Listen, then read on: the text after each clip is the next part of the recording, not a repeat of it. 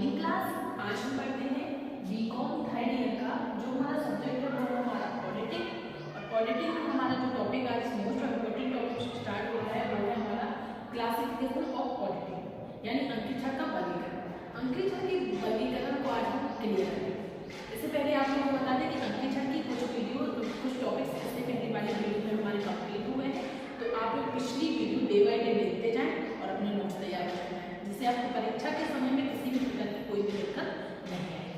अब हम पढ़ेंगे अंकेक्षण का वर्गीकरण। तो इसमें हम थोड़ा सा अंकेक्षण के बारे में समझ लेते हैं कि अंकेक्षण पॉलिटिक्स क्या होती है। देखिए, एक बिजनेसमैन, एक व्यवसायी जब अपना व्यवसाय स्टार्ट करता है, बिजनेस स्टार्ट करता है, तो उसको करने के बाद वो ये जानने के लिए बहुत इच्छुक होता है कि उसकी बिजनेस में प्रॉफिट हुआ है या लॉस हुआ है, या कितने परसेंट प्रॉफिट हुआ है, कितने परसेंट लॉस हुआ है। अदर चीजें सारी उसको देखनी होती है। सीधी सी बात है, वो अपने बिजनेस की जो फाइनेंशियल कंडीशन है उसको जानने की कोशिश करता है, अपने अकाउंट जो तैयार करता है उनकी फिर वो जांच कराता है। सीधी सी बात है, जब एक व्यवसाय करेगा तो वो जितना भी खर्च करेगा, जितना भी इन्वेस्टमेंट करेगा, उसके अकाउंट बनाता जाएगा ट्रांजेक्शन के, प्रॉफिट लॉस के, सब कुछ बनाता जाएगा। और जब वो अपने ट्रांजेक्शन का, अपने अकाउंट्स की जांच कराता है, तो इसी जांच को हम क्या कहते हैं? ऑडिटिंग। तो ऑडिटिंग का जो वर्गीकरण है इसको हमने 3 भागों में बांटा है, ए एंड बी एंड सी। ए है हमारा वैधानिक अंकेक्षण, इसको अपन एक एक करके पढ़ते हैं। वैधानिक अंकेक्षण क्या होता है? ऐसे अंकेक्षण, ऐसी संस्थाएं जो किसी ना किसी अधिनियम के द्वारा रजिस्टर्ड है गवर्नमेंट के पास। सीधी सी बात है कि जो अपना चलता है कंपनी अधिनियम 2013। कंपनी अधिनियम 2013 है। अगर कंपनी अधिनियम 2013 के द्वारा कंपनी रजिस्टर्ड है और ऐसी कंपनी का अंकेक्षण हो रहा है, तो वो अंकेक्षण हमारा कौन सा अंकेक्षण माना जाएगा? वैधानिक अंकेक्षण माना जाएगा।